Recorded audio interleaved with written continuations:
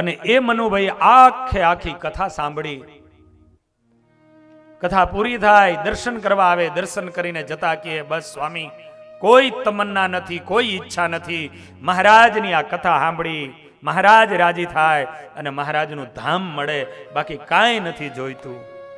કથા તો કોઈ સોની હરિભક્તે બેહાડી હતી, પણ આ સાંભળવા માટે બાજુમાં રહીએ ને સાંભળવા માટે આવે. 7મા દિવસે કથાની પૂર્ણાવંતી થઈ.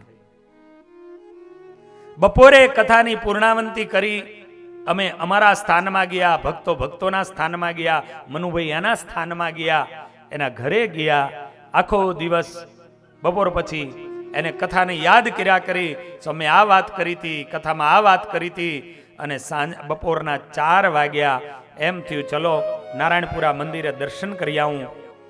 એ દર્શન કરવા ગયા. ઘનશ્યામ મહારાજની સામે દંડવટ કરે છે, મહારાજની મૂર્તિની સામે ઊભા ઊભા સંકલ્પ કરે, મહારાજ, બસ મહારાજ, તારી કથા સાંભળી છે, હવે કોઈ પ્રકારની તમન્ના નથી રહી. કથાનું ફળ તારે જે આપવું હોય તું આપજે. હું તો તને રાજી કરવા કથા સાંભળી છે, અને કદાચ એ કથાના ફળ રૂપે લઈ જા તોય મને આનંદ છે. અને આટલા શબ્દો બોલી, મનમાં સંકલ્પો કરી અને બહાર પગથિયે આવીને બેસે. ઘનશ્યામ મહારાજની આંખ બંધ કરીને ધ્યાન કરે અને ત્યાં મંદિરમાં એનું શરીર છૂટી જાય. આ કથાનું ફળ છે. મરેલ વ્યક્તિ અને અવગતિએ ગયેલો વ્યક્તિને પણ જો આ કથા એને સદગતિ અપાવી દેતી હોય તો સભાની અંદર બેસી અને જે કથાઓને સાંભળે એને કેટલું પ્રાપ્ત થતું હશે. અને એટલા માટે લોકો આ ખર્ચાઓ કરતા હોય છે. એમનામ નથી કરતા લોકો.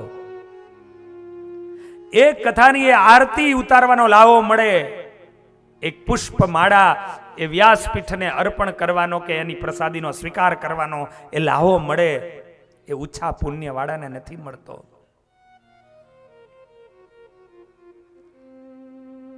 આ કોઈ સામાન્ય વસ્તુ નથી, આ પ્રગટ વસ્તુ છે. પરમાત્મા પોતાના મુક્તોએ સહિત અહીંયા આવી અને બિરાજેલા હોય છે. આજ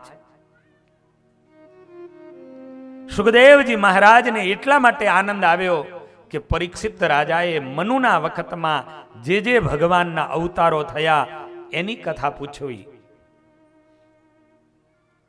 એક મનુથી બીજા મનુના વચ્ચેના સમયને મન્વંતર કહેવાય. 5 વર્ષની એક સરકાર હોય ને, 5 વર્ષે ઇલેક્શન આવે ને પાછી સરકાર બદલાય કે રેક જે હોય તે, પણ આ એક સરકાર.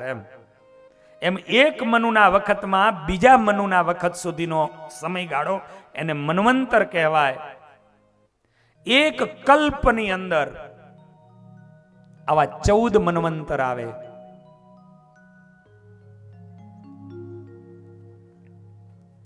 અને એમાં એ 14 મન્વંતરમાં 6 મન્વંતર વીતી ગયા, 6 મનુ થઈ ગયા. આ 7મો મન્વંતર ચાલે છે. શ્વેતવરાહ કલ્પ મન્વંતર છે.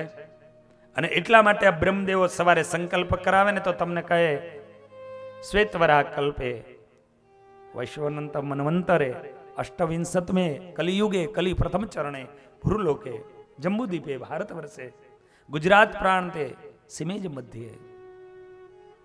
એટલા માટે એ સંકલ્પ કરાવડાવડાવે કે તમે ક્યાં છો. 28મો કળિયુગ ચાલે છે અને દરેક મન્વંતરની અંદર અલગ અલગ મનુ હોય, અલગ ઇન્દ્ર હોય, અલગ ઋષિઓ હોય. તો જે મનુના વખતમાં જે ભગવાનના અવતારો થયા એની કથા જ્યારે પૂછી છે ત્યારે કહે છે કે હે રાજન, પરમાત્માના પ્રથમ મનુના વખતમાં ભગવાન વરાહનારાયણનું પ્રાગટ્ય થયું. એ કથા કહી ત્યારબાદ કહે છે કે હે રાજન, ભગવાન શ્રી નરનારાયણ દેવનું પ્રાગટ્ય થયું છે. ભગવાન નરનારાયણ દેવ, ભક્તજનો, આ દેશ ઉત્તર વિભાગ એના અધિપતિ ભગવાન શ્રી નરનારાયણ દેવ છે સ્વામિનારાયણ સંપ્રદાયના નિમિત્તે. અને એટલું નહીં, પણ ભગવાન નરનારાયણ દેવ એ આખા ભરતખંડના અધિપતિ છે. એ ભાગવતજી બોલે છે. અને એટલા વાસ્તે ભગવાન સ્વામિનારાયણે 9 મંદિરોના નિર્માણ કર્યા. એમાં વધારે ને વધારે મૂર્તિઓ શ્રી નરનારાયણ દેવની એને પધરાવી છે. આજ સુધીમાં 24 પરમાત્માના અવતારો થયા. ભગવાન રામ આવ્યા, ભગવાન કૃષ્ણ આવ્યા, બુદ્ધ આવ્યા, પણ એ પોતાની લીલાઓ કરી અને પોતે પોતાના ધામમાં ચાલ્યા ગયા. અત્યાર સુધીમાં એક જ એવો અવતાર થયો કે આ દુનિયામાં આવ્યા ને પછી અદ્યાપી સુધી હયાત છે આ મૃત્યુલોકમાં. એના એ જ શરીરે હયાત છે, હજુ સુધી ગયા નથી. આ ભારત દેશની અંદર હયાત છે. અને એવો જો કોઈ અવતાર હોય તો એ અવતાર છે ભગવાન શ્રી નરનારાયણ દેવનો. કે ભગવાન શ્રી નરનારાયણ દેવ આ ધરતીની ઉપર આવ્યા પછી અદ્યાપી સુધી ગયા નથી. એનું કાર્ય પૂર્ણ કરી અને બદ્રિકાશ્રમની અંદર, જ્યાં બદ્રીનાથમાં હું તમે દર્શન કરવા જઈએ ને ત્યાં નહીં, એનાથી આગળ જવાય. કોઈ મનુષ્ય લગભગ જઈ નથી શકતા. એક શંકરાચાર્યજી ગયા છે. ભગવાનને છોડો તો બાકી એના મુક્તો અને એક સતાનંદ સ્વામી ગયા છે. અને એ ભગવાન શ્રી નરનારાયણ દેવ જ્યાં ઉદ્ધવજી રહે છે, જ્યાં નારદજી રહે છે, જ્યાં ધર્મ અને મૂર્તિ દેવી રહે છે, એ નરનારાયણ દેવ બોરડીના વૃક્ષ નીચે બેસી અને આજ પણ તપ કરે છે. પણ એ તપ આ ભારત દેશની પ્રજા સુખી થાય એની માટે તપ આજ પણ કરે છે. આજ પણ કરે છે. મારી અને તમારી માટે જે તપ કરતા હોય એનું ઋણ આપણે શું ચૂકવી શકીએ? એના ઋણને આપણે શું અદા કરી શકીએ? અને એના ઋણમાંથી મુક્ત ન થવાય એટલા માટે ભગવાન સ્વામિનારાયણે આ મંદિરોના નિર્માણ કર્યા. એમાં સૌથી પહેલું મંદિર કાલુપુરની ધરતી ઉપર બાંધ્યું અમદાવાદમાં, અને ત્યાં બાથમાં ઘાલી નરનારાયણ દેવ પધરાવ્યા. બાથમાં લઈને મૂર્તિઓ, એ નરનારાયણ દેવની મૂર્તિ પધરાવી. એટલા માટે પધરાવી અને એને એમ કહ્યું કે આ મૂર્તિમાં રહીને અમે મનોરથો પૂરા કરીશું. અને આ નરનારાયણ દેવ એટલા માટે અમે પધરાવીએ છીએ કે આ નરનારાયણ દેવના દર્શન કરશે અને બદ્રિકાશ્રમના દર્શન કરશે, બેયનું ફળ સમાન મળશે. બેયનું ફળ સમાન મળશે. પણ લોકોને ખબર જ નથી. અરે હવેની પેઢીઓ, તમે પૂછજો હવેના જુવાનિયાઓને કે તારી 7 પેઢીના નામ બોલતો, કેટલા ના આવડતા હશે? 3જી પેઢીનું નામ નથી આવડતું. એને હવે ક્યાં કયા અવતાર થયા શું એ હું એને મોબાઈલમાં પૂછો કે કયું વર્ઝન ક્યાં શું કામ કરશે તી ખબર છે. લ્યો, યારો ભણ્યો ન હોય તોય આવડી જાય. બોલો, એને ABCD કોઈ દી જોઈ ન હોય અને તોય મોબાઈલ વાપરતો થઈ જાય. એની અંદર જેટલા મગજને વાપરે છે ને કસે છે. મીડિયાનો જમાનો છે, હું કોઈ એનો વિરોધી નથી. ઉપયોગ કરો ટેકનોલોજીનો, પણ એ ઉપયોગના માધ્યમે કરી અને એટલા આગળ વધો કે તમે ભગવાનની નજીક જઈ શકાય એના માધ્યમે કરીને. કારણ કે આજે માનો કે આ કથા ચાલે છે, યુગ, એ અમારે નવયુવાન અમારા ભાઈઓ બસ એવી સરસ મજાની સુવિધા કરી છે. એ યુગ એના માધ્યમે કરી અને દરેકના યુટ્યુબની અંદર બેઠા બેઠા એમાં આવે. એ જોવો ને,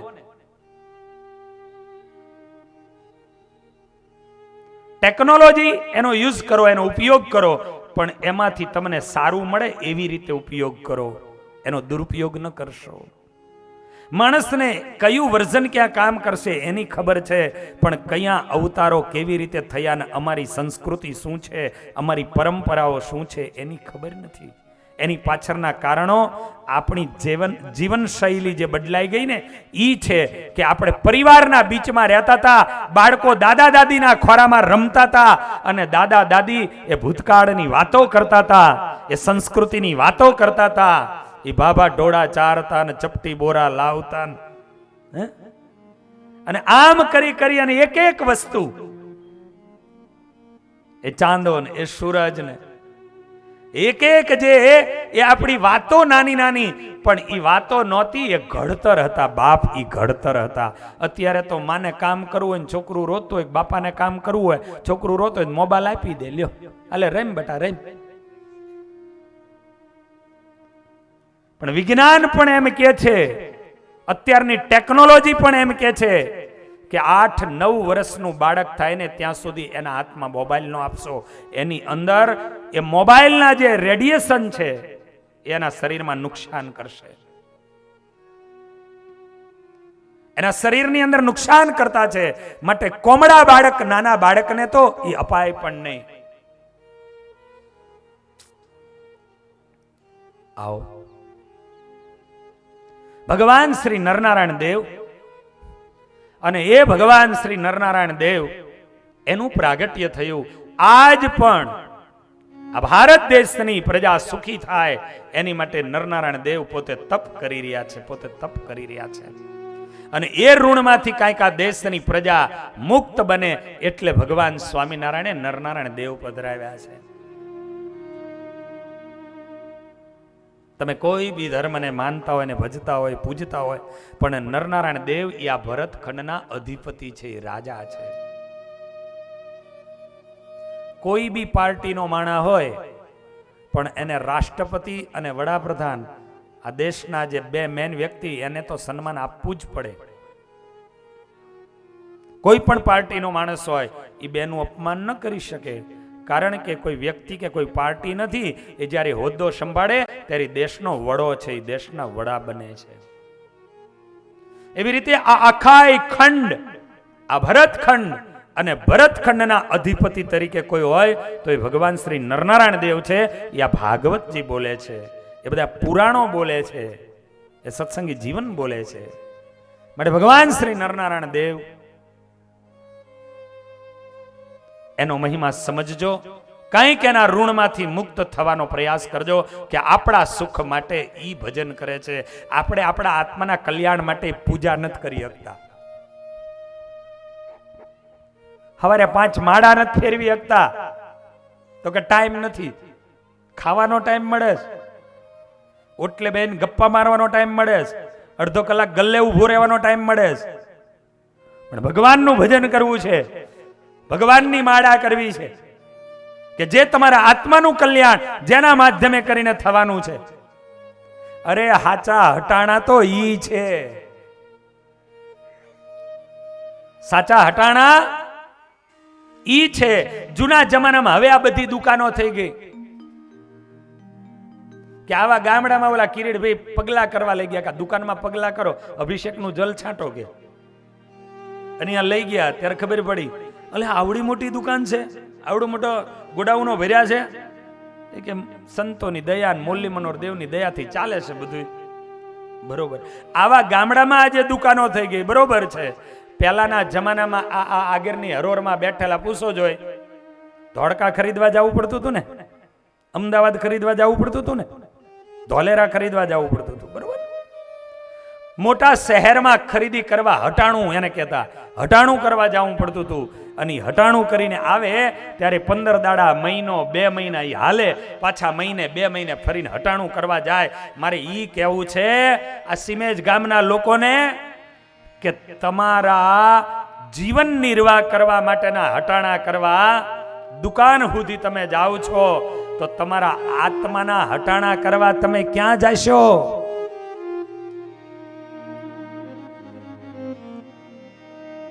એ તમારા શરીરમાં ખાવું છે એટલે લોટ જોઈએ છીએ, તેલ જોઈએ છીએ, ગોળ જોઈએ છીએ, ખાંડ જોઈએ છીએ, હળદર, મીઠું ને મરચું જોઈએ છીએ. એટલે એને દુકાને હટાણા કરવા જાવ છો, પણ તમારા આત્માના કલ્યાણ,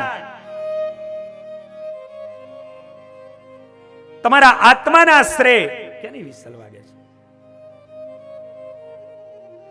તમારા આત્માના શ્રેય કરવા માટે તમારે જવું છે.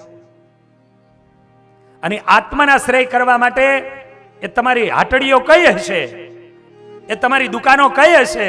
અને એટલા માટે કહે કે એ દુકાનો આપણા વડવાના, આપણા બાપ દાદાને ખબર હતી કે મારે આ લોકનું હટાણું કરવા એ ગાંધીની દુકાને જવાય, એ કરિયાણાની દુકાને જવાય, એ ગોર પીઠામાં ની દાણા પીઠામાં જવાય એ એને ખબર હતી, અને એને એ પણ ખબર હતી કે મારા આત્માના કલ્યાણના હટાણા કરવા માટે મારે ભગવાનના મંદિરે જવાય, ભગવાનના મંદિરે જવાય.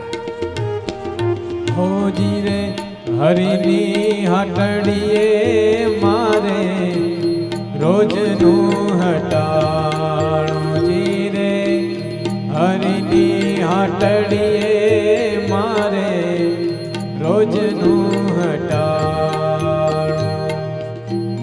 જોયું રે નહીં મેં તો ટાણું રે કટાણું રે, હરિની હટડીએ મારે રોજનું હટાણું. ઈ આપણા વડવાઓ, ઈ આપણા બાપ દાદાઓ, આજે આ દીકરાઓ ગામડાઓ છોડી છોડીને કોઈ અમદાવાદમાં ગયા, કોઈ સુરતમાં ગયા, એ લખપતિ બની ગયા, એ કરોડપતિઓ બની ગયા. પણ તમે જે કાંઈ બન્યા એની પાછળ તમારા દાદા દાદીઓ એનું ભજન હતું, અને એની માળાના પ્રતાપે આજ તમે સુખી થયા છો. એ વહેલા ઉઠીને ભલે એ સીઝન ચાલતી હોય, એ ચણા વાવવા જવાનું હોય, ઘઉં વાવવા જવાનું હોય, પણ તોય વહેલા ઉઠીને પેલા મંદિરની ધજાના દર્શન કરી આવતા હતા, મંદિરના પગથિયાના દર્શન કરી આવતા હતા, અને ત્યારબાદ એ પોતાના ખેતરે જતા હતા. એટલા માટે કવિ કહે કે ટાણું કે કટાણું કાંઈ ન જોયું, જોયું નહીં મેં તો ટાણું રે કટાણું રે, હરિની હટડીએ મારે રોજનું હટાણું, જી રે હરિની હટડીએ મારે રોજનું હટાણું. કમે ક્યાંથી ગોતી ગોતી હંસલાને આપે મોતી મોતી, તમે ક્યાંથી ગોતી ગોતી હંસલાને આપે મોતી મોતી, કીડીઓને કાન આપે, કીડીઓને કાન આપે, હાથીડાને માણું રે હરિની હટડીએ મારે રોજનું હટાણું, જી રે હરિની હટડીએ મારે રોજનું હટાણું. જોયું રે નહીં મેં તો, જોયું રે નહીં મેં તો ટાણું રે કટાણું રે, હટડીએ મારે રોજનું હટાણું, જી રે હરિની હટડીએ મારે રોજનું હટાણું. એ આપણા વડવાઓ હતા, એ આપણા દાદા દાદીઓ હતા.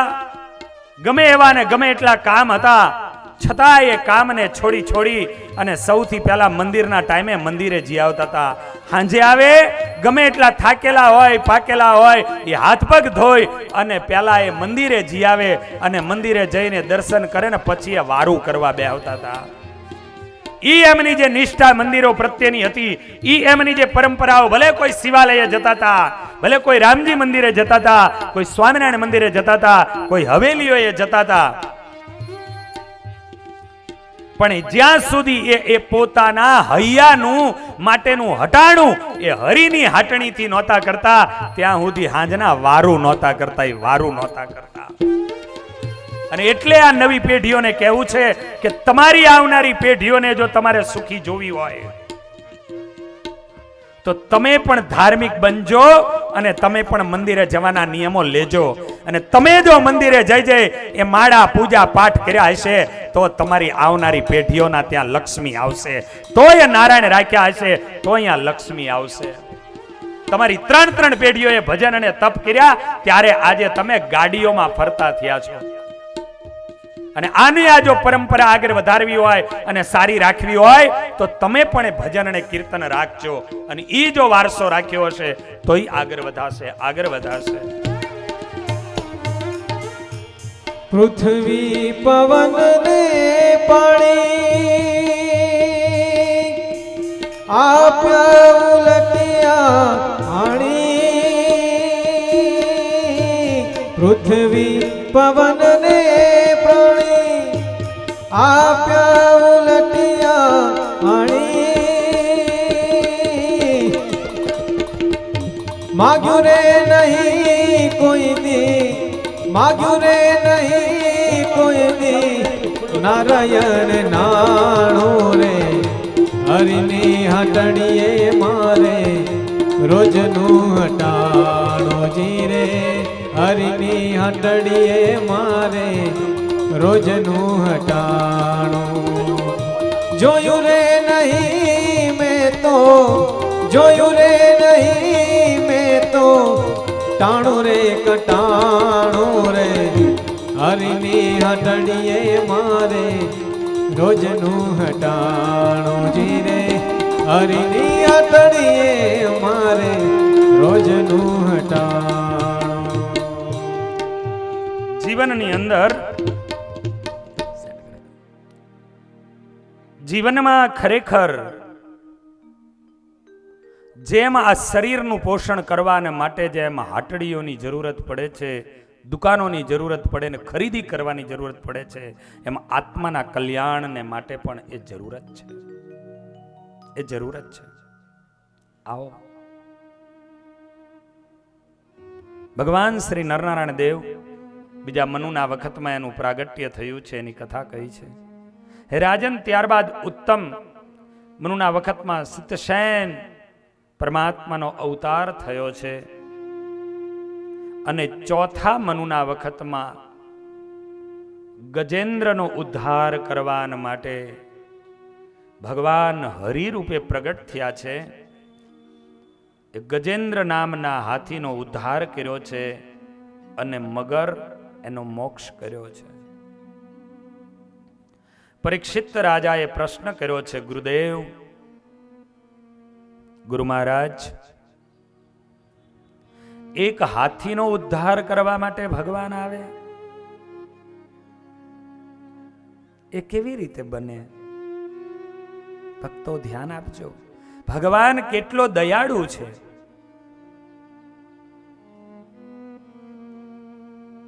ભગવાન કેટલા કરુણાના સાગર છે કે એક હાથી જેવો હાથી પણ જો એને યાદ કરે તો એની માટે પણ પોતાના વાહન ગરુડનો પણ ત્યાગ કરી દે અને પોતાની દિવ્ય શક્તિએ કરી અને પોતે ઠાકોરજી ત્યાં પધારે. તમે ક્યારેક એમાં ડોકિયા તો કરો, તમને ખબર પડે કે ભગવાન કેવો છે. આવો પરીક્ષિત રાજા કહે છે, ગુરુદેવ, મને ગજેન્દ્ર મોક્ષની કથા સંભળાવો.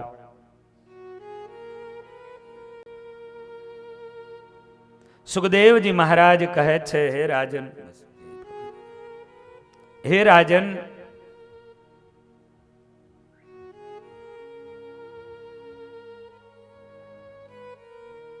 ત્રિકૂટના પહાડોની અંદર એક ગજેન્દ્ર કરી મદોન્મત હાથી રહે છે.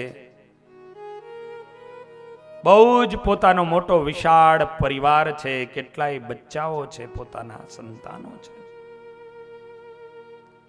પોતાની પત્નીની સંગાથે પોતાના બચ્ચાઓને લઈ અને ગજેન્દ્ર એક સમયે ત્રિકૂટના પહાડમાંથી નીકળી અને એ ગજેન્દ્ર એક અદ્ભુત સરોવર છે અને સરોવરની અંદર જલ પીવાને માટે ગયો છે, નીર પીવાને માટે ગયો છે, પાણી પીવાને માટે ગયો છે.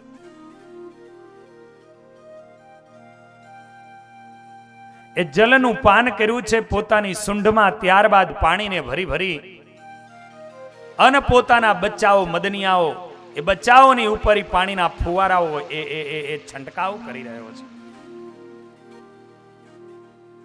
પોતાના પરિવારને આનંદ કરાવતા, કિલોલ કરાવવામાં પોતાને સમયનું પણ ભાન નથી રહ્યું. એ પાણીમાં ઊભો ઊભો એ સુંઢમાં પાણી ભરે, પોતાના બચ્ચાઓ ઉપર એ પાણીના ફુવારા મારે, પોતાની પત્નીની ઉપર એ પાણીના ફુવારાઓ એ છોડે. અને એવામાં રાજન એ સરોવરની અંદર રહેલો એક મગર એ આવી અને ગજેન્દ્રના પગને પકડે છે. ગજેન્દ્ર મગરના મોઢામાં ફસાય છે, પકડાય છે. ગજેન્દ્ર એમાંથી છૂટવાનો પ્રયત્ન કરે છે, હાથી છૂટી શકતો નથી. મગર એને પાણીની અંદર ખેંચવા લાગ્યો છે.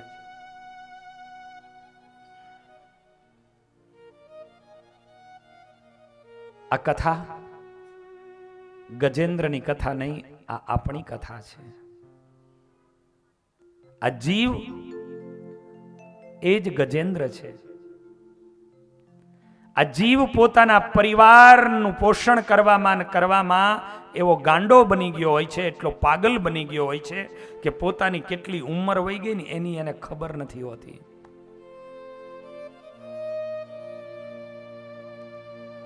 પોતાની ઉંમર કેવી રીતે વહી રહી છે એની પણ ખબર નથી પડતી. અને પોતાના બચ્ચાઓ, પોતાના બાળકો, પોતાનો પરિવાર એનું લાલન પાલન કરવામાં આ સંસાર સાગર ઈ જ સરોવર છે.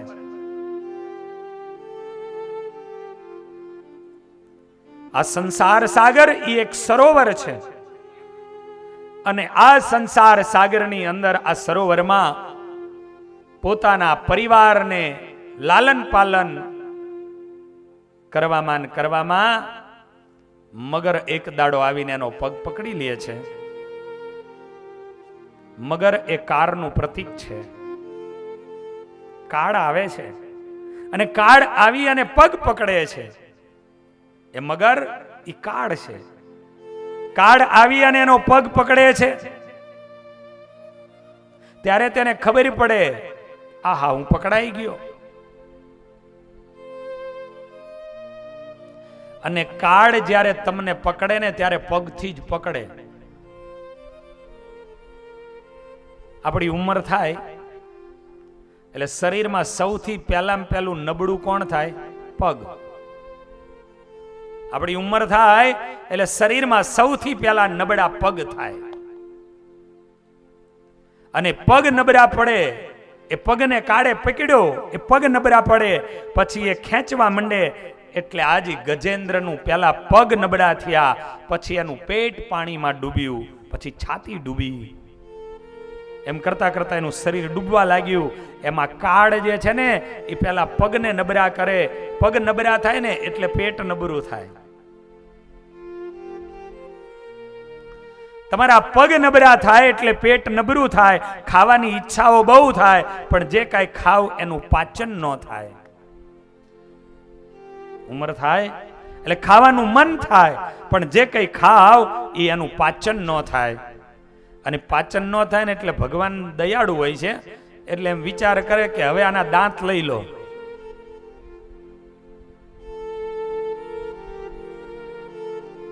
પણ તો એમ મારા ચોકઠા અઘરાયા ગો. હવે તો એમાંય ફિક્સ આવે છે, ફિક્સ દાંત થવા માંડ્યા.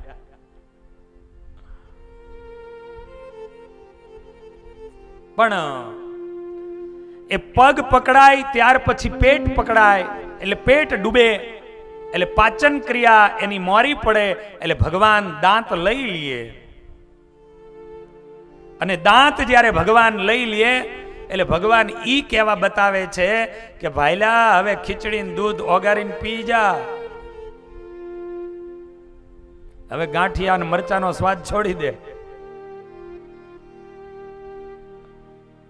હવે નહીં પચે. કડકડિયા બાજરા રોટલા નહીં, હવે જે કઈ એ થૂલીને દૂધ પી લો. પગ પછી એ પેટ નબળું થાય. પેટ નબળું થયા પછી એ તમારા દાંત ચાલ્યા જાય, માથાના વાળ ધોરા થઈ જાય. ભગવાન એમ કહે કે મેં તારી કૃતિ બદલી, હવે તો તું તારો જીવવાનો ઢંગ બદલ. મેં આખે આખું તારું શરીર બદલી નાખ્યું. હવે તું તારો જીવવાનો ઢંગ નહીં બદલ. હવે તું તારો જીવવાનો ઢંગ બદલી નાખ. આ આપણી કથા છે.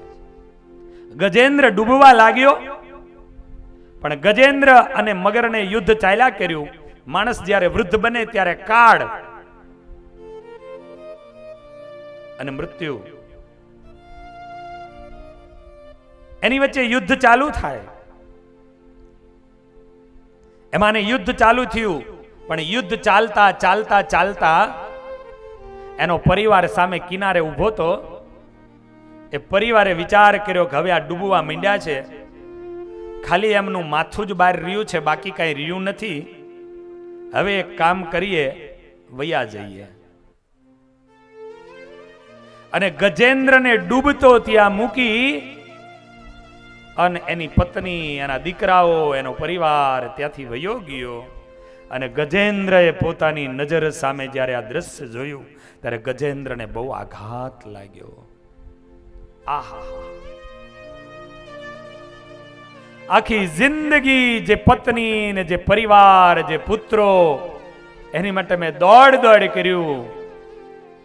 એ લોકો મારા મરવાના ટાણે મારી સામે ઊભા પણ ન રહ્યા. હું મરી જાઉં ત્યાં સુધી એ લોકો મારી સામે ઊભા પણ ન રહ્યા. મને છોડીને વયા ગયા.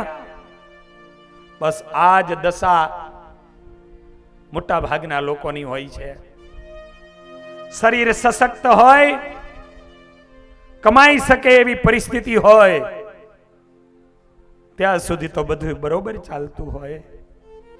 પણ જે દિવસે ખાટલે પડે, ડોક્ટરો કે હવે ઘરે લઈ જાઓ, પછી પગ કામ કરતા બંધ થઈ ગયા હોય, પેટ કામ કરતું બંધ થયું હોય, ખાલી આમ ટગર ટગર હામું જોયા કરતા હોય, એટલે માથું જ એક બાકી હોય એમ.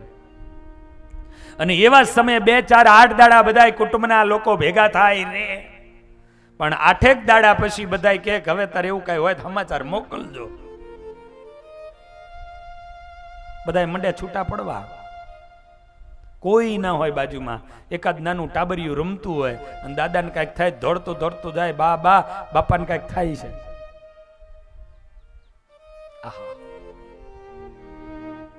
આ ગજેન્દ્રની કથા નહીં, આ આપણી કથા છે.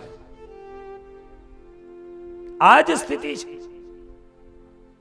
અને તે દિવસે એકલો એ પથારીમાં સૂતેલો આ જીવ આર્તનાદથી ભગવાનને પ્રાર્થના કરતો હોય કે મને સાધુ સંતો કહેતા હતા, શાસ્ત્રો કહેતા હતા કે ભગવાન ભજ, ભગવાન ભજ, દાન, વ્રત, જપ, તપ, પુણ્ય કર, પણ એમાં હું માન્યો નહીં. મારો દીકરો, મારો દીકરો, મારો દીકરો.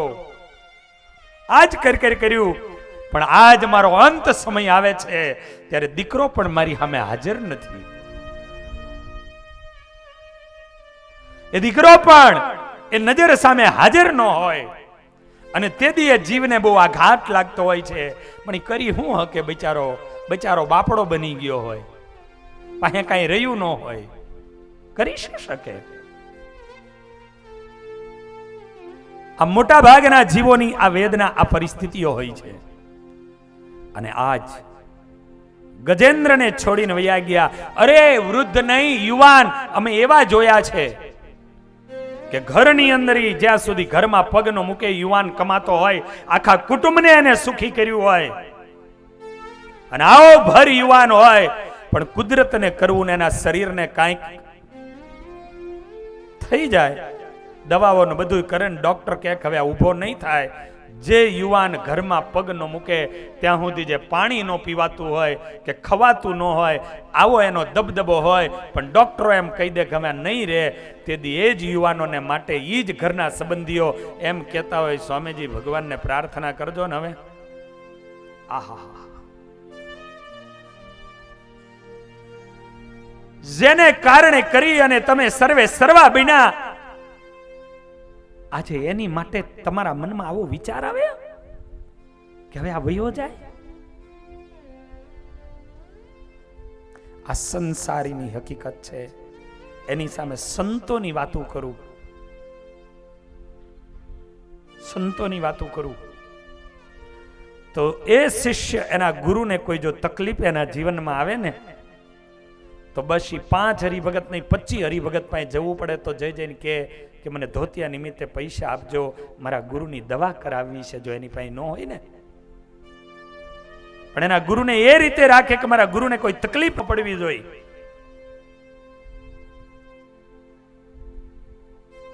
નજર સામેનો તમને આ દાખલો હું આપું. ધોળકા મંદિરના મહંત સ્વામી બેઠા છે. તમને સાંભળીને આશ્ચર્ય થશે.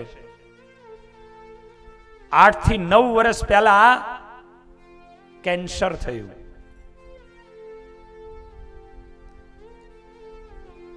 એ કેન્સરના એ દર્દી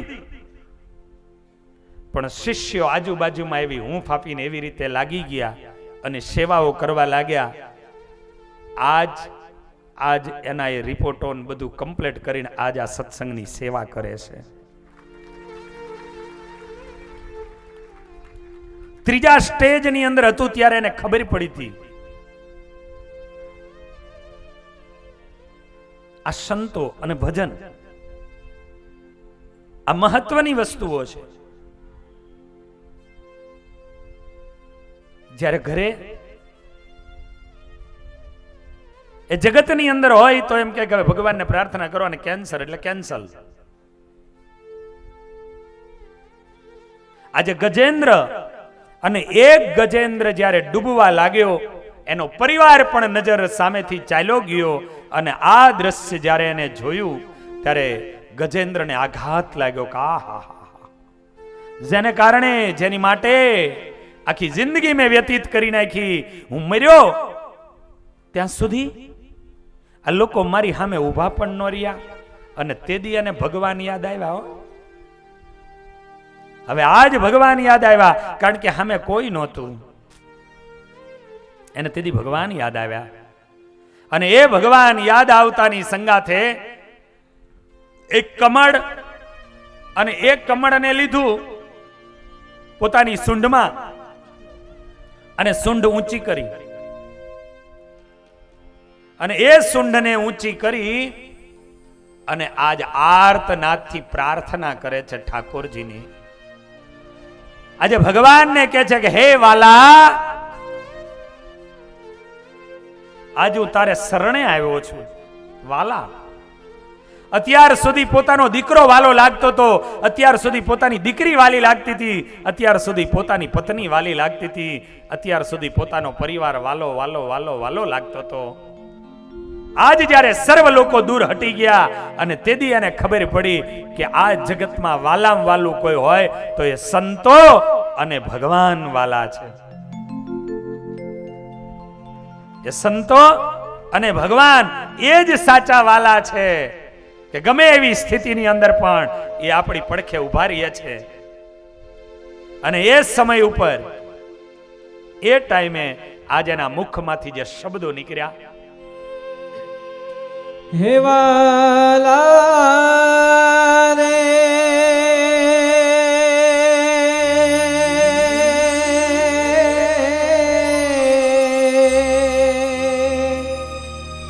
વાલા રે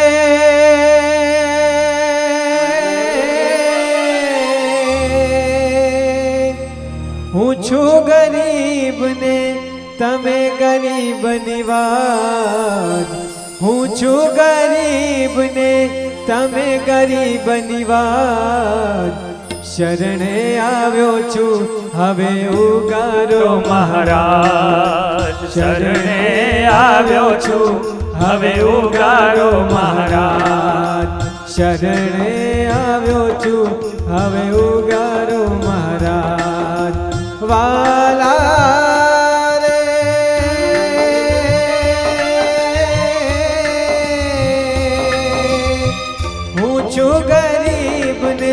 તમે ગરીબ નિવાજ, શરણે આવ્યો છું હવે ઉગારો મહારાજ, શરણે આવ્યો છું હવે ઉગારો મહારાજ. આજ એમ કહેવા લાગ્યો કે હું ગરીબ છું, મારી સંપત્તિ મારી પાસે નથી રહી, મારી સંતતિ કહેતા મારો પરિવાર મારી પાસે નથી રહ્યો. અને કોઈ જ્યારે પાસે ન હોય, પોતાની પાસે કંઈ ન રહે, એને ગરીબ કહેવાય. અને એટલા માટે એને મેં કીધું કે આજ સુધી તો મને એમ હતું કે મારી પાસે આટલું આટલું છે, મારી પાસે આટલું આટલું છે, પણ આજ ખબર પડી કે મારી પાસે કાંઈ નથી, હું ગરીબ છું, હું ગરીબ છું. તમે ગરીબની વાજ છો. હું તમારે શરણે આવ્યો છું, તમે મને લઈ લો, મને ઉગારો, આમાંથી મને મુક્ત કરો. અને એ પ્રમાણે સ્તુતિઓ કરી રહ્યો છે. અને સ્તુતિઓ કરતા કરતા હવે પોતાની ભૂલો સમજાય છે અને પોતે કહે છે કે મેં ક્યાં ક્યાં ભૂલ કરી, મારી શું પરિસ્થિતિ, અને હું ક્યાં ભૂલો પડ્યો, અને ઈ હવે સમજાવે છે. જય હો અતિ ધુતારી માયા ભારી, ગુણ બનાવી ફસાવે, ગુણ મનાવી ફસાવે. ધન નારી ના ખાન અને પાનમાં, માન મમાલ મનાવે, માલ મમાલ મનાવે. વાલા રે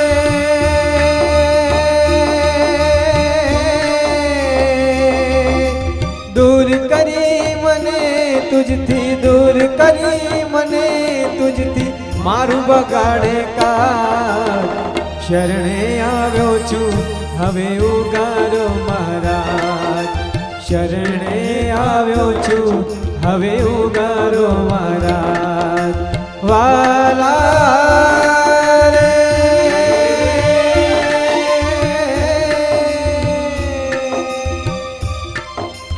આજ પોતે જીવનમાં ક્યાં ક્યાં ભૂલો કરી છે, અને એ ભૂલો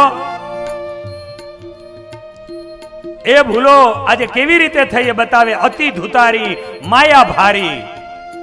હે પ્રભુ, તારી માયા છે ને એ બહુ ધુતારી છે, એને મને ભૂલો પડ્યો. ક્યાં પડાયો? દરેક વસ્તુમાં ગુણ મનાયો અને મને એમાં ફસાયો. ધન નારીમાં, ખાન પાનમાં, માનમાં મને માલ મનાયો.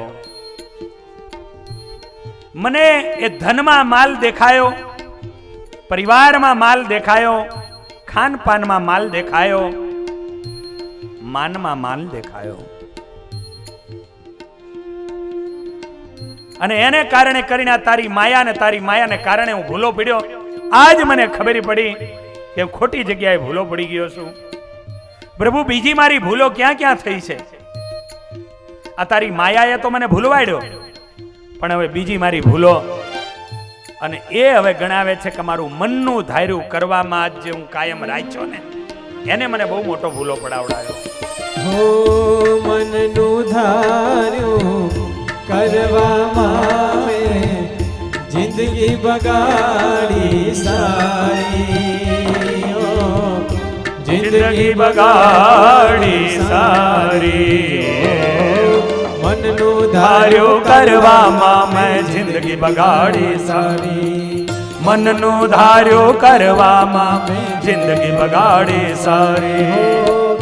મનનું ધાર્યું કરવામાં મેં આ જિંદગી બગાડી સારી. જિંદગી બગાડી સારી. ઓ બુદ્ધિના ડાપણમાં મેં તો જીતી, આ જીતી બાજી હારી. ઓ જીતી બાજી હારી. મનનું ધાર્યું કરવામાં, અને મોટે ભાગે માણસ થોડો અંદરથી અવાજ, માસ્ટરનો અવાજ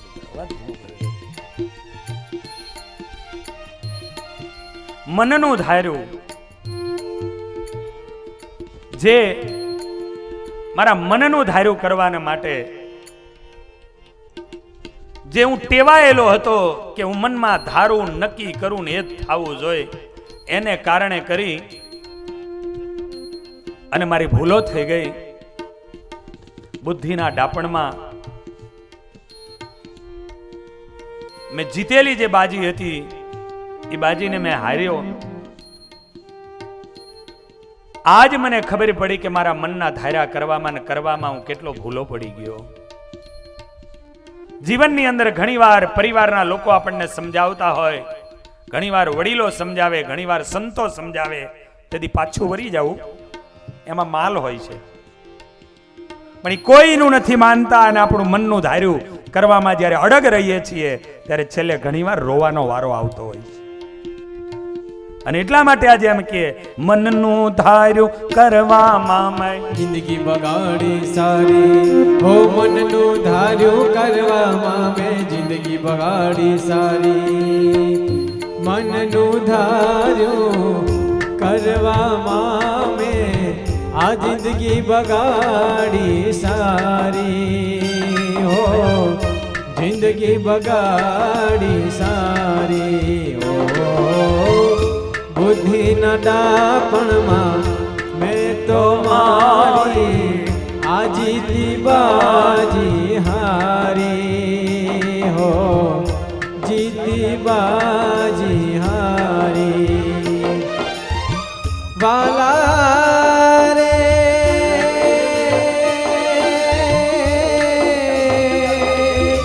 તમે તમારા સંતો, તમે તમારા સંતો મારી મુક્તિ ના દેના. શરણે આવ્યો છું હવે ઉગારો મહારાજ, શરણે આવ્યો છું હવે ઉગારો મહારાજ. શરણે આવ્યો છું હવે ઉગારો મહારાજ. આજ ગજેન્દ્ર પોતે આર્તનાદથી પરમાત્માની પ્રાર્થના કરી રહ્યો છે અને એ પરમાત્માની પ્રાર્થના કરતા કરતા એ ડૂબી રહ્યો છે. પણ આર્તનાદથી જ્યારે પરમાત્માની પ્રાર્થના કરી, પરમેશ્વર પોતે ગરુડની ઉપર બેસી અને આજે ગજેન્દ્રને બચાવવાના માટે હરિનું રૂપ લીધું. ભગવાન આવવા લાગ્યા, પણ ભગવાને વિચાર કર્યો કે કદાચ ગરુડ એની ગતિ પણ નહીં પહોંચે, એને કારણે કરી અને ભગવાને ગરુડનો પણ ત્યાગ કરી દીધો એ ગજેન્દ્રને બચાવવા માટે. ગરુડ તજીને પારા પધાર્યા, ગજ સારું મહારાજ રે, ગજ સારું મહારાજ રે. ગરુડ તજીને પારા પધાર્યા, ગજ સારું મહારાજ રે, ગજ સારું મહારાજ. ગરુડ તજીને પારા પધાર્યા. પ્રેમાનંદ સ્વામી કે ગજ સારું મહારાજ. આજ મહારાજ પરમાત્મા હરિ અહીંયા આવ્યા છે, સુદર્શનને ચલાવ્યું છે. સુદર્શન ચલાવતાની સંગાથે મગરનો નાશ કર્યો છે અને પરમાત્માએ અહીંયા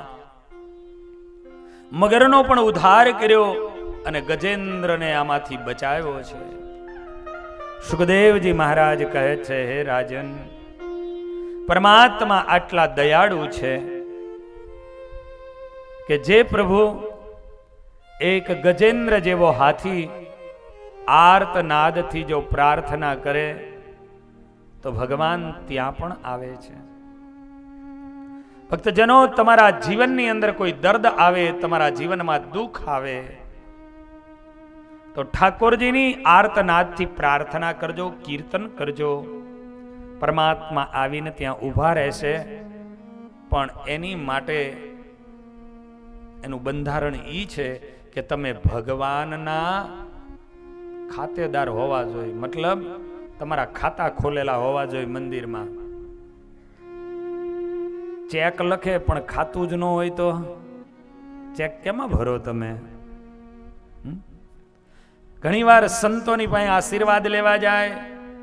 અમારા ઘરે આમ તકલીફ છે તો મહારાજને પ્રાર્થના કરજો. સંતો માળા પણ કરે, સંતો મહાપૂજા કરે, સંતો પાઠ કરે અને છતાંય સારું ન થાય. એનું કારણ એ હોય કે એ કોઈ દાડો મંદિરનું પગથિયું જ ન ચડ્યો હોય, એના ખાતા જ ન અહીંયા ખુલાયેલા હોય, તો પછી કોના ખાતામાં એ ચેક જમા થાય? માટે તમારે જેથી ચેક વટાવવાનો સમય આવે ત્યાં સુધીમાં તમારી જિંદગીના, તમારા જીવનના ખાતાઓ ખોલાવી રાખજો. અને ખાતાઓ ખોલેલા હશે તો ક્યારે કે સંતો મહાપુરુષો જે આશીર્વાદ આપશે એ આશીર્વાદ તમારા સુધી પહોંચશે. આજે ગજેન્દ્રનો ઉદ્ધાર થયો, હરિ સ્વયં પ્રગટ થઈને આવ્યા. આ હરિના પ્રાગટ્યની કથા કહી ત્યારબાદ હવે સમુદ્ર મંથનની કથા સંભળાવે છે. સુખદેવજી મહારાજ કહે છે, હે રાજન, એક દિવસ ઇન્દ્ર પોતાની સવારી લઈ અને નીકળ્યો છે. ગંધર્વો ગાન કરે છે,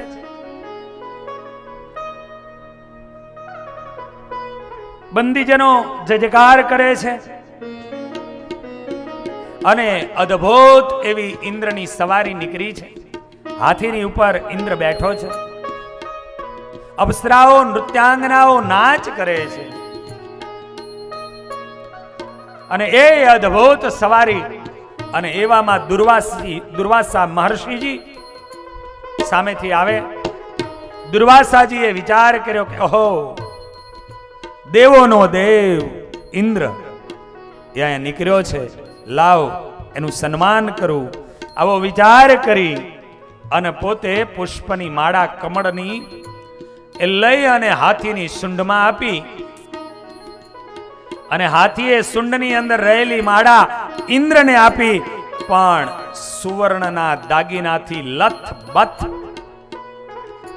એવો એ ઇન્દ્ર, એને આ પ્રસાદીની પુષ્પની માળા એનો કોઈ ભાવ નહોતો, એને કોઈ એનો મહિમા નહોતો.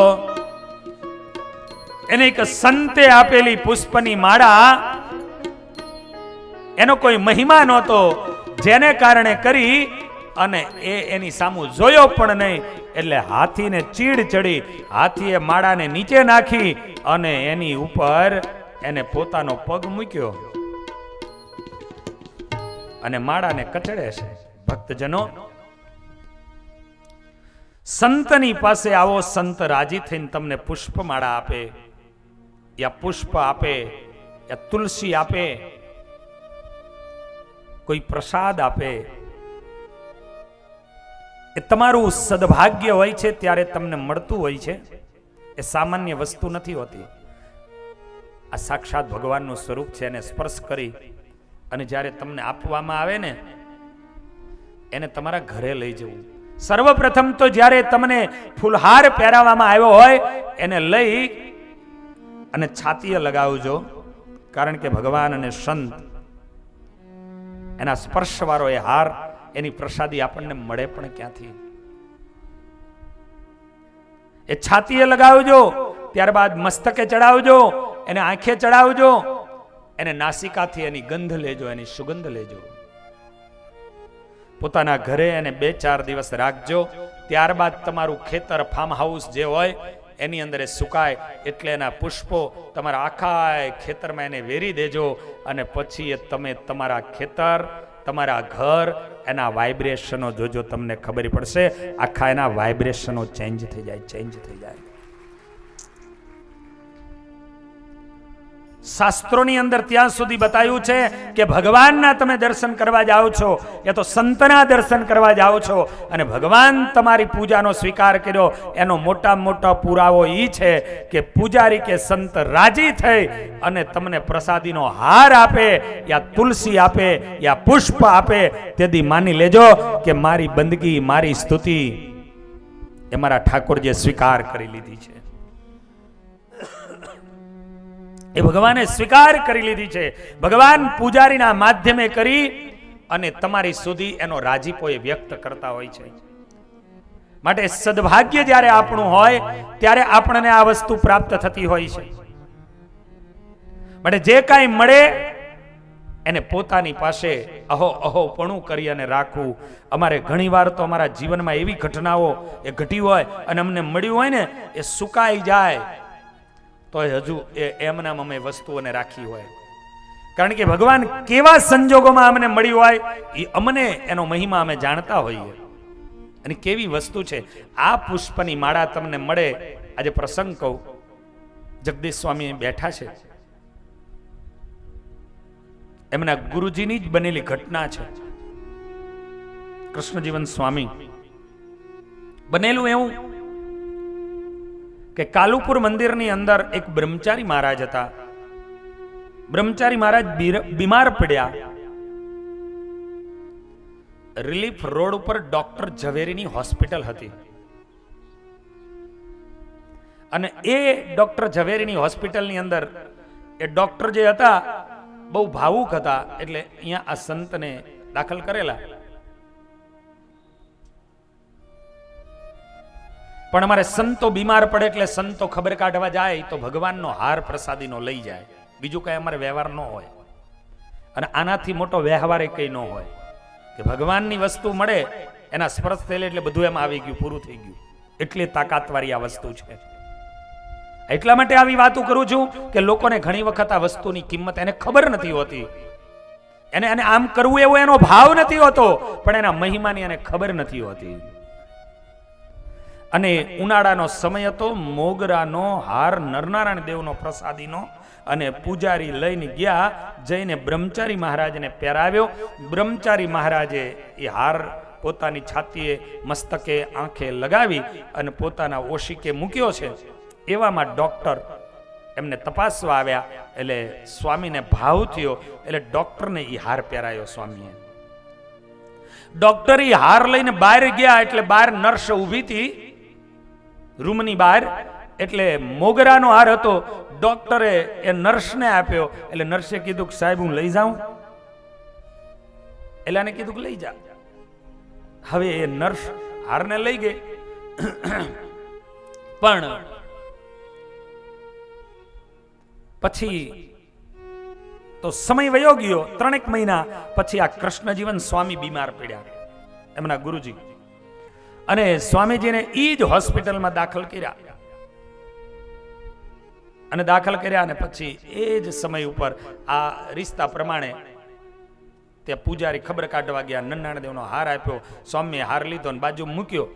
ડોક્ટર આવ્યા એટલે એ સંતોએ હાર ડોક્ટરને આપ્યો. એટલે ડોક્ટર લઈ અને હાર હતો ને બહાર ગયા, ને બહાર જે પેલા કમ્પાઉન્ડર નર્સ ને હતા ને, એટલે ડોક્ટરે એને આપ્યો. એટલે ઓલી ત્યાં રહી એમ બોલી, મારે એ હાર જોતો નથી. જે ગઈ વખતે જે હાર લઈ ગઈ હતી એને એમ કીધું કે મારે બહારથી બોલી, મારે હાર જોતો નથી. એ સ્વામીજી અંદર રિયા શબ્દો સાંભળ્યા. એટલે સ્વામીજીએ ડોક્ટરને કીધું, ડોક્ટર સાહેબ 1 મિનિટ. એટલે ડોક્ટર જરા અંદર આવ્યા. એ કે આવો પ્રસાદીનો હાર અને કોઈ તમારું માણસ બહાર ના પાડે છે, એને ખબર છે આનો શું મહિમા? અને સંતો શું હોય કે સહેજે કોઈનું સારું થાય એવું ઈચ્છે. બહુ રોચક પ્રશ્ન બની ગયો, પ્રસંગ બની ગયો. એટલે ડોક્ટર દરવાજે જઈને ઓલીને પૂછ્યું કે તું ના પાડે છે તેદી તો લઈ ગઈ એનું કારણ, અને હવે સાંભળજો આની શું શક્તિ છે તમને બતાવું. પહેલી જે નર્સ હતી ને એ ક્રિશ્ચન હતી. એના ઘરે હાર તો લઈ ગઈ, હાર લઈ જઈને એના રૂમની અંદર એને ટીંગાડ્યો. પણ ટીંગાડ્યા પછી રાત્રિએ એ લાઈટો બંધ કરીને સૂઈ ગઈ. પણ રાત્રિના સમયે એના આખા ઓરડામાં પ્રકાશ થવા માંડ્યો. એના ઓરડાની અંદર પ્રકાશ થયો, અને ઈ પ્રકાશ જ્યારે થયો ત્યારે ઊભી થઈ ગઈ. ઓરડામાં એકલી સૂતી હતી, પોતાનું ઘર હતું ને એમાં ઊભી થઈ ગઈ. જોઈ તો લાઈટો બધી બંધ, પ્રકાશ બંધ થઈ ગયો. ચારે બાજુ જોયું, લાઈટો બંધ છે. પાછી સૂતી. 5-7 મિનિટ થઈને પાછો પ્રકાશ થયો. 2-4 વાર આવું બન્યું. અને વિચાર કર્યો પ્રકાશ ક્યાંથી થાય છે? આખો ઓરડો પ્રકાશથી ભરાઈ જાય એટલો પ્રકાશ. અને આને આમ જ્યાં નજર પડી ત્યાં એને જોયું કે આ પ્રકાશ તો પેલા હારમાંથી આવે છે. અને એ જ સમયે ઊભી થઈ કે આમાં કાંઈક છે, અને હારને લઈ અને બહાર મૂકી આવી. અને આ વાત એને બહાર રિયા એને વાત કરી ડોક્ટરને, અને ડોક્ટરને જ્યારે એ બાઈ વાત કરતી હતી, સ્વામીજી આ બેડ ઉપર સુતા સુતા સાંભળતા હતા, અને સ્વામીજી બેડ ઉપર આ વાત સાંભળી અને હુતા હુતા સ્વામી ઊભા થઈ ગયા, અને પૂજ્ય કૃષ્ણજીવન સ્વામી કે ડોક્ટર સાહેબ, ઈ જીવ કેટલો અભાગ્યો કહેવાય કે ભગવાને આવો હાર અને એને આવો ચમત્કાર આપ્યો તો એને ખબર ન પડી. અમને કે અમારા સત્સંગીને આ મળ્યું હોય તો અમારા જીવ કરતા એને અમે વધારે હાચવીએ, અમારી તેજોરીઓ અને અમારા પટારાઓમાં અમે એને રાખીએ, અમારી તેજોરીઓ અને અમારા પટારાઓમાં રાખીએ. ઈ આ વસ્તુ છે ભગવાન શ્રી નરનારાયણ દેવને અર્પણ કર્યા હોય, ભગવાન મુરલી મનોહર દેવને અર્પણ કર્યા હોય, અને ઈ પ્રસાદીની વસ્તુ ભગવાન શ્રીનાથ બાબાને અર્પણ કર્યા હોય, એ પ્રસાદીની વસ્તુ એ તમને મળી જાય. અરે ક્યારેક અનુભવ કરજો, તમે ક્યાંક બાર ગામ જવાના હોય, કોઈ સારું કાર્ય કરવા જવાના હોય, મંદિરમાં જઈ ભગવાનના ચરણમાં ચડેલું એક પુષ્પ લઈ તમારી બેગમાં મૂકી જોજો, તમારી આખી યાત્રા કરીને આવજો, તમને ક્યાંય વિઘ્ન નહીં આવે, ક્યાંય વિઘ્ન નહીં આવે. ઈ ભગવાનના ચરણની અંદર ચડેલા એ તુલસી દલ કે પુષ્પો, એની અંદર ઈ તાકાતો રહેલી છે, તાકાતો રહેલી છે. તમારી ઉપર આવી રહેલા જે કોઈ દર્દો હોય એ દર્દોને પણ હટાવી નાખે. ઈ આ પ્રસાદીની આ પુષ્પ માળાઓ અને એ પુષ્પાંજલિઓ હોય છે. નહીતર તો એની માટે થાય નહીં. અરે અહીંયા કયું સંડેસરા કયું ગામ છે, હમણાંની ઘટના, તમને મળેલા મુરલી મનોહર દેવ કેવા છે એ બતાવું, એ બતાવું. બાજુનું જ તમારું ગામ છે, પોતે ભાઈ અહીંયા આવે છે, કદાચ આ સભામાં બેઠા હશે.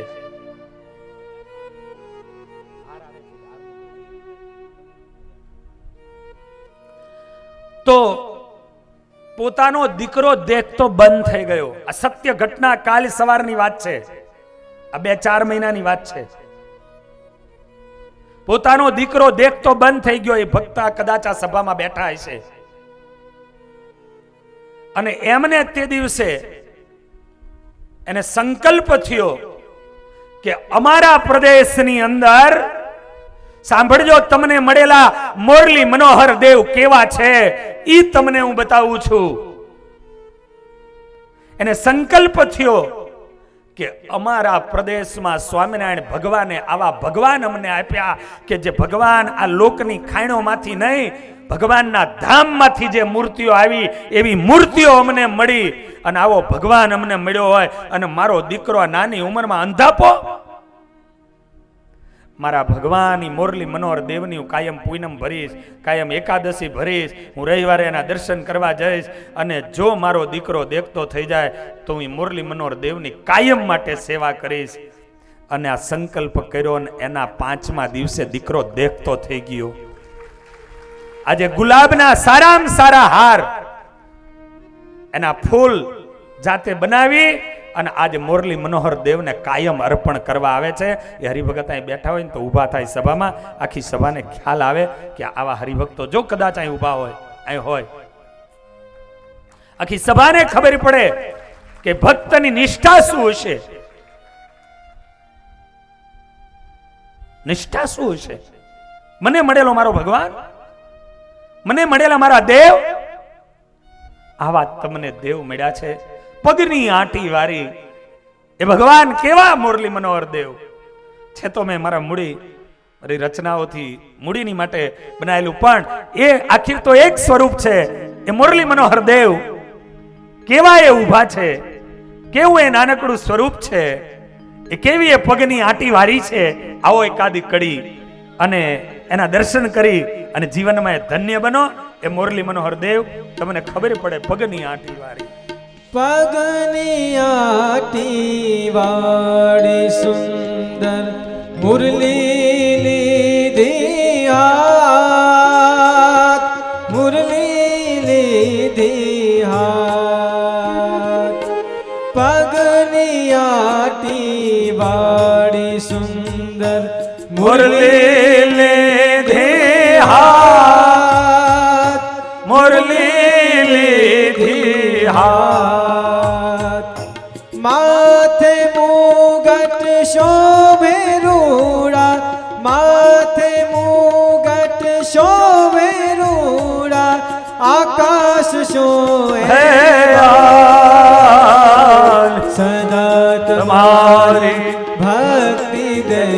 લેજો મુરલી મનોહર દેવ મને તમારે શરણ લેજો મુરલી મનોહર દેવ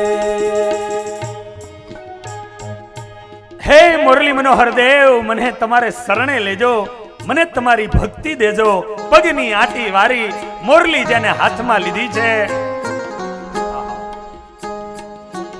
એ ઠાકોરજી આજ પણ એ પ્રગટ બિરાજતો એ ભગવાન તમને મળ્યો છે બાપ. ખાલી એની પૂનમો ભરો, એની 1100 ભરો અને એના ચરણે માથું ટેકવી અને સંકલ્પ કરો. તમારા એક એક સંકલ્પો એને પૂરા કરશે, પૂરા કરશે. આજ આવો તો પ્રસાદીની પુષ્પમાળા યા તો પ્રસાદીના ફૂલ, તુલસી, ચરણોદક આ કાંઈ પણ જો પ્રાપ્ત થાય તો માનજો કે મારું જીવનનું મોટું ભાગ્ય છે. એ પગ નીચે ન કચડાય, એનું અપમાન ન થાય, એનું ધ્યાન રાખજો. આજે દુર્વાસાજીએ ઇન્દ્રને દેવોનો રાજા માની એનું સન્માન અને એવો વિચાર કરી એની શુંઢમાં પુષ્પની માળા આપી. પણ એ પુષ્પની માળાને લઈ ઇન્દ્રને આપી, પણ ઇન્દ્રને એમાં કોઈ રસ નહોતો. ઇન્દ્રએ નીચે નાખી અને એ પુષ્પની માળાની ઉપર હાથીએ પગ મૂક્યો.